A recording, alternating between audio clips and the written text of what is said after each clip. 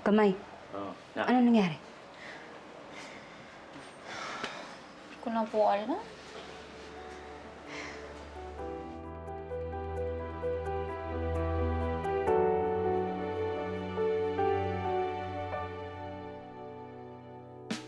You and I will tell the story that we're the proof of destiny.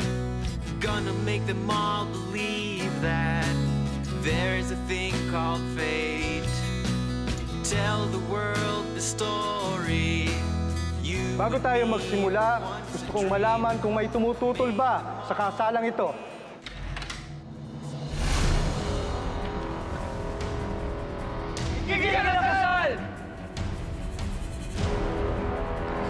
Father, tuloy mo na to, dali. To Billy!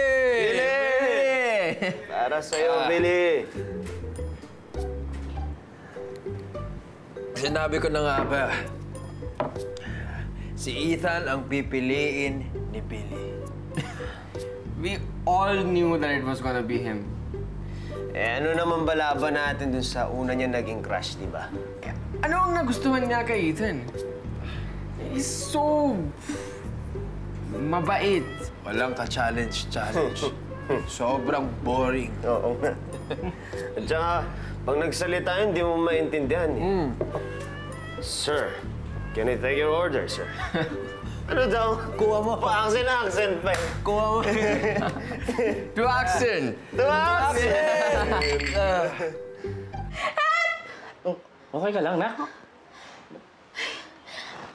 Mami, Pawi, ang gulo-gulo na talaga.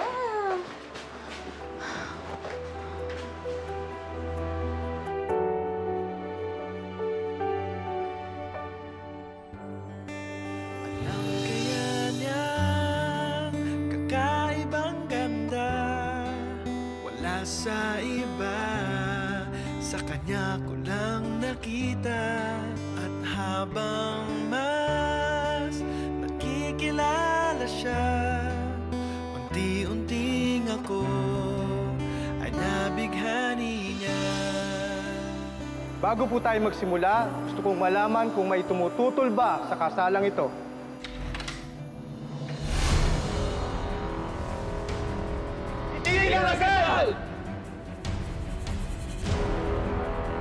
Father, ituloy mo na to, dalian natin. To Billy! Yes! Billy! Billy Benjola. Billy, bakit si Yuan pa? So damn moody. Yes. The babies are cute. But Tita Lorena?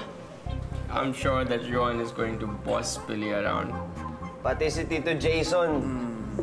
Alam nyo, balita ko, yung mga Chinese, mahigpit sa manugang yan eh. Yun yung napapanood ko sa TV, maniwala kayo sa akin. She should have picked me. Bakit ikaw? Ako dapat. Think about it. Hindi, alam nyo, lahat siya sa atin. Lahat sa atin, bagay si Billy. Alam mo bakit? Dahil tayong tatlo, may abs. Si Yuan, walang abs. Para sa abs! Para sa... Hindi pwede. Gamay. Ano? Naisip mo na ba kung sino talaga sa kanila? Malinaw na po sa akin ang lahat.